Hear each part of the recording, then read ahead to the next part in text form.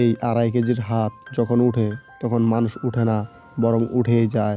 32 বছর আগে দামিনী সিনেমায় সানি দেওল তার 2.5 কেজি হাতের শক্তি দেখিয়ে নর্থ ইন্ডিয়ায় দর্শকদের হৃদয় জয় করেছিলেন। এবার বলিউডের অ্যাকশন স্টার 66 বছর বয়সে জাস্ট সেই রূপে একই জোর দেখাতে দক্ষিণে নেমেছেন। বিশেষ বিষয় হলো, মুখে ও চামড়ায় বার্ধক্যের প্রভাব দেখা গেলেও তার স্টাইল, চেক ও অ্যাকশনে দেখা এখনও সেই বিশ্বে জন্মে তার সেই 2.5 কেজির হাত এখনও ডজনখানেক গুন্ডাকে একা পিটিয়ে ঘুরিয়ে দিতে পারে। তাহলে বন্ধুরা, আজ আমরা জাট মুভি এক্সপ্লেন করতে চলেছি। ভিডিওটি ভালো লাগলে অবশ্যই লাইক করবেন এবং সাবস্ক্রাইব করতে ভুলবেন না। সিনেমা শুরু হয় শ্রীলঙ্কার জাফনা থেকে, যেখানে আমরা মঙ্গুস জঙ্গল দেখি। মঙ্গুস জঙ্গলে সেনাবাহিনীর নজরদারিতে অনেক শ্রমিক কাজ করছিল। তারা এখানে খনন কাজ করছিল। মূলত তারা কিছু একটা খুঁজছিল। এই সময় আমরা রানা তুঙ্গা নামের এক ব্যক্তিকে দেখি, যিনি খননের সময় কিছু জিনিস দেখতে পান। আসলে সেটা ছিল একটা বাক্স, আর সেই বাক্সের ভিতর ছিল অনেক সোনা। এটা দেখে সে পুরোপুরি হতবাক হয়ে যায়। তখন রানা তুঙ্গা তার ভাই স্যামুয়েলকে এই ব্যাপারটি জানায় এবং বলে, সারা জীবন কি এভাবে কাজ করে যেতে হবে, নাকি এই সময় পালাতে হবে। এরপর তারা শ্রীলঙ্কার সেনাবাহিনীর উপর আক্রমণ চালায় এবং তাদের খুবই নির্মমভাবে মারধর করে। তবে শ্রীলঙ্কার আর্মি অনেক বড়, তারা সবজনকে মারতে পারেনি, কিন্তু সোনার ভরা সেই বাক্স নিয়ে তারা পালিয়ে যায় এবং সমুদ্রপথে শ্রীলঙ্কা ছেড়ে ভারতে প্রবেশ করে। ভারতের উপকূলে এসে তারা প্রথমেই সেই সোনাকে লুকিয়ে ফেলে। তারা এখান থেকে যাওয়ার আগেই হঠাৎ তাদের চোখ পড়ে পুলিশের উপর, আর পুলিশ তাদের রেখে গ্রেপ্তার করে ফেলে। পুলিশ খুব ভালো করেই জানতো এই লোকগুলো ঠিকঠাক মানুষ নয়। তারা শ্রীলঙ্কা থেকে পালিয়ে এসেছে, মানে নিশ্চয়ই কিছু খারাপ কাজ করে পালিয়েছে। তাদের কাছে না কোনো নাম ছিল, না কোনো আইডি, যার ফলে তাদের বিরুদ্ধে বড় একটি মামলা চলতে পারত। এই কথা শুনে রানা তুঙ্গা খুবই অবাক হয় এবং সঙ্গে সঙ্গে সেই পুলিশ অফিসারকে একটি সোনার বিস্কুট দেয়। তখন পুলিশ অফিসার বলে, একটি সোনার বিস্কুট দিয়ে শুধু তোমাদের পরিচয় লুকানো যাবে। যদি তুমি একেবারেই অজানা হতে চাও তাহলে আরও কিছু দিতে হবে।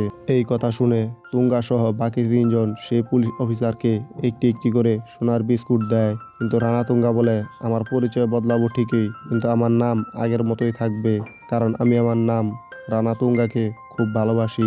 এরপর গল্প কয়েক বছর পর এগিয়ে যায় এবং আমরা ভারতের রাষ্ট্রপতি বসুন্ধরাকে দেখি, যার কাছে রক্তে ভেজা একটি চিঠি আসে, যা অন্ধ্রপ্রদেশের মুথুলিপল্লী গ্রাম থেকে এসেছে। এই চিঠিতে মূলত একটি ছোট মেয়ে লিখেছে যে তার গ্রামের পরিস্থিতি কথা জানাচ্ছে। সে লিখেছে তাদের উপর এতটা অত্যাচার হচ্ছে যে মনে হয় তারা এখনো স্বাধীন হয়নি। বসুন্ধরা সেই চিঠি দেখে প্রতিটি কথা অনুভব করতে পারছিলেন। তিনি সঙ্গে সঙ্গে সিবিআই অফিসার সত্যমূর্তিকে ডাকেন এবং বলেন, অন্ধ্রপ্রদেশের মুথুপল্লী গ্রামে যাও এবং সেখানে গিয়ে খোঁজ নিয়ে দেখো কি হচ্ছে, কারণ আমার জন্য এটা জানা খুবই গুরুত্বপূর্ণ যে এখানে আসলে কি ঘটছে। রাষ্ট্রপতি বসুন্ধরা বুঝে গিয়েছিলেন মুথুপল্লী গ্রামে বড় কোনো সমস্যা ঘটে গেছে। এরপর আমাদের দেখানো হয় অন্ধ্রপ্রদেশের মুথুপল্লী গ্রাম, যেখানে কিছু কৃষক মাঠে হাল দিচ্ছিল। তখন হঠাৎ তারা মাঠের মাঝখানে কিছু মৃতদেহ দেখে এবং তারা সম্পূর্ণভাবে হতভম্ব হয়ে যায়। এই ঘটনাগুলো শুনে সেখানে সিবিআই বিজয়ালক্ষ্মী আসেন। তিনি এসে চেষ্টা করে জানার যে কে এই কাজ করেছে এবং এই মৃতদেহগুলো কারা। সবচেয়ে বড় বিষয় হলো, গ্রামের কোনো পুরুষ বা নারী সামনে এসে কিছু বলছিলেন না। কিছুক্ষণ পর তারা নিজেদের স্বজনদের মৃতদেহের কাছে যায় এবং কান্নায় ভেঙে পড়ে। ঠিক তখনই বিজয়ালক্ষ্মী জানতে পারেন এসব কিছু করেছে রানা তুঙ্গা নামের এক বড় গুন্ডা। এই কথা শোনার পর সঙ্গে সঙ্গে রানা তুঙ্গার বাড়িতে যেতে চায়, কিন্তু তার আগে সে তার সিনিয়র অফিসারকে ফোন করে। বিজয়ালক্ষ্মীর সঙ্গে সঙ্গে কনস্টেবল ছিল। তারা যখন জানতে পারে তারা রানা তুঙ্গার বাড়ি যাচ্ছে, তারা জিপ থেকে নেমে যায়। তবু বিজয়ালক্ষ্মী এবং তার সঙ্গী অফিসাররা রানা তুঙ্গার বাড়িতে পৌঁছে যায়, যেখানে রানা তুঙ্গার মা ছিল।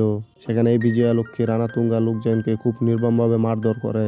ঠিক তখনই রানা তুঙ্গার স্ত্রী ভারতী সেখানে এসে উপস্থিত হন। তিনি বলেন, আপনারা এভাবে লড়াই করবেন না, অনুগ্রহ করে ভেতরে আসুন। তিনি খুব সম্মানের সঙ্গে তাদের ভেতরে নিয়ে যায়। কিন্তু যখন ভারতী বিজয়ালক্ষ্মীর মুখ থেকে রানা তুঙ্গা সম্পর্কে খারাপ কথা শুনে ফেলেন, তখন তিনি সেই সব মহিলা অফিসারদের খুব নির্মমভাবে পেটান এবং তাদের জামা কাপড় খুলিয়ে একটি ঘরে বন্দি করে দেন। যেখানে ভারতী বিজয়ালক্ষ্মীকে জানায় রানা তুঙ্গা কোনো সাধারণ মানুষ না, সে এক বরণ এবং এক তান লঙ্কা। তুমি ভাবছ এখানে কোনো রাম আসবে, কোনো হনুমান আসবে, কিন্তু কিছুই আসবে না। এই জায়গা যেমন ছিল ঠিক তেমনই থাকবে, কাউকে অপেক্ষা করে লাভ নেই। এরপর সিনেমায় প্রবেশ করেন বলদেব সিং প্রতাপ, যিনি ট্রেনে কোথাও যাচ্ছিলেন। হঠাৎ করে ট্রেন নষ্ট হয়ে যায়। তিনি ট্রেন থেকে নেমে টিসিকে জিজ্ঞেস করেন কি হয়েছে। তখন টিসি জানান সামনে একটি মালগাড়ি উল্টে গেছে, তাই কিছুটা সময় লাগবে। তবে বলদেব তখন খুব ক্ষুধার্ত ছিলেন। তিনি টিসিকে জিজ্ঞাসা করেন কোথাও কিছু খাওয়া যাবে কিনা, কিন্তু আশেপাশে কোনো দোকান ছিল না। কিছুটা দূরে একটা ছোট টং দোকান ছিল যেখানে উইলি পাওয়া যাচ্ছিল, তাই বলদেব সেদিকে চলে যান। গিয়ে ইডলি খেতে শুরু করেন। মূলত বলদেব নর্থ ইন্ডিয়া থেকে এসেছেন, তাই ইডলি খাওয়ার অভ্যাস ছিল না, কিন্তু সেই মহিলা খুব ভালোবাসা দিয়ে তাকে ইডলি পরিবেশন করছিলেন, তাই তিনি মন থেকে সেটা খেতে লাগলেন। কিন্তু কিছুক্ষণ পর সেখানে কিছু গুন্ডা আসে এবং ধাক্কা লাগার কারণে বলদেবের হাত থেকে ইডলির প্লেট পড়ে যায় এবং ইডলি মাটিতে পড়ে যায়, যা সেই মহিলাটি খুব ভালোবেসে দিয়ে তাকে পরিবেশন করেছিলেন। সে সঙ্গে সঙ্গে ওই গুন্ডার কাছে গিয়ে বলে আমি খাচ্ছিলাম, আমার হাতে ইডলি ছিল, তোর জন্য ধাক্কার জন্য ইডলি পড়ে গেছে, তাই তুই দুঃখ প্রকাশ কর, এই বিষয় এখানে শেষ করে দেই। এই কথা শুনে গুন্ডা জোরে হেসে উঠল এবং বলে তুই জানিস না কাকে দুঃখ প্রকাশ করতে বলছিস, তুই এখানে 2 পায়ে এসেছিস কিন্তু 4 কাঁধে যাবি। এরপর তারা বলদেবের উপর হামলা চালায়, কিন্তু বলদেব তাদের সবাইকে ভয়ানকভাবে মারধর করে চাটনি বানিয়ে দেয়। বলদেব এত কিছু করছিল শুধু সরি বলার জন্য, কিন্তু গুন্ডা বলদেবকে বলে সে রঞ্জিতের লোক, সে কিনা এক অনেক বড় মন্ত্রী। এই কথা শোনার পর আমাদের হিরো মানে বলদেব সোজা রণজিতের কাছে পৌঁছে যায় আর কয় এখন তুই সরি বল, কিন্তু সে বলদেবের উপর গুন্ডা ছাড়ে। তাদের অবস্থা হইল ঠিক একই যেমন এতক্ষণ আগে করছিল। সে তাদের খারাপভাবে ধুইয়া দেয়, কিন্তু তবুও সেই মন্ত্রী সরি কয় নাই। সে কয় আমার উপরে সেমুলার হাত আছে আর সোজা তার কাছেই যাইতেছে। এই কথা শোনার পর বলদেব তার সঙ্গে রওনা হয়। তারপর আমরা সেমুলারকে দেখি যে রেজিস্টার ডিপার্টমেন্টে বসা ছিল। আসলে সে তার চারপাশের সব গ্রামের জমি দখল করতে চায়, এই কারণে সে এখানকার লোকদের কাগজে জোর করে সাইন করিয়ে নিতেছিল। সেই মানুষগুলো অনেক ভয় ছিল আর তাদের সামনে সাইন ছাড়া আর কোনো উপায় ছিল না। তখনই এখানে এন্ট্রি হয় বলদেবের। বলদেব এখানে আসার পর স্যামুয়েল বলে তুই এখানে অনেক বড় ভুল কইরা ফেলেছিস, তুই ভুল লঙ্কায় পা রাখছিস,